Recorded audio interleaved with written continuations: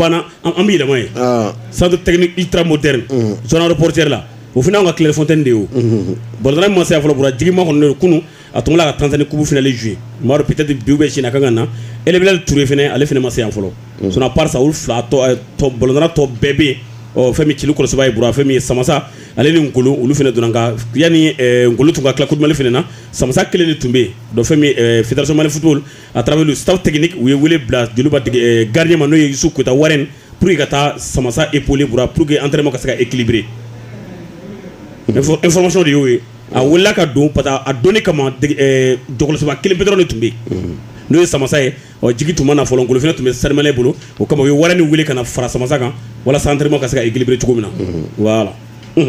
D'accord. Moi Monaco. Moi foot mercato. Tiens. Au Monaco qui a décidé au cadre de la meni malien do. Là tu me camara no fo chaman che. Au Monaco qui a décidé ko ala bla.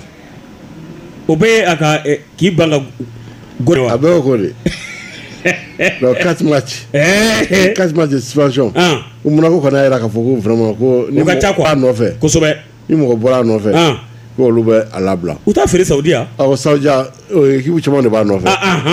Saudi c'est équipe chaman de ba. Na ko tara ye. Ala play match na ka be match jokata seli problème ta la. Aga tay. Aga fradi tu ha. So nunu tay matani nya de. Aba to de dolo u bina orobu glan muso fini ko be ko du. Bra ni ko mi re kulisi min damana ye folo ma ba la ba no wa. Aba to de dolo France u bina muso fini glan ko chebe ka do u be ko Allah. Ta mo mere kabarata. Moi Cameroun. Moi jigi jara Young Africa. Ko sobeke. Voilà, le championnat ta. Okera. Kunu ye kubu fana sɔrɔ. Anyena. Donc kubu Tanzanie kubu ya sɔrɔ de Azam mo ɲɔgɔn la. Abana fana mina fu and fu. Ah OK. Tiro bit la moi Young Africa o gara tiro bit la 605. Tabarikala. Parce que jigi France kelen minɛ. Aba sɔrɔ kelen minɛ. Bravo. Nous avons kubu le 7e sac. Ko sobɛ. Kubu la Tanzanie. Moi Young Africa. Ayiwa. Moi France. Ouais, toi, mais nous avons Saint-Etienne. Ah ouais. Oui, la première division à Kounou. Oui, merci voilà. Et merci les mille Kounou.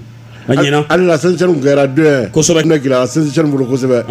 Comme le minute Warnana. Kosobe. Ouais, je vais le gagne 14 rouges là. On va tomber à 10 contre 11. 10 contre 11, comme 6e minute. Donc, on fait une messe à 2 coups là. 2-0.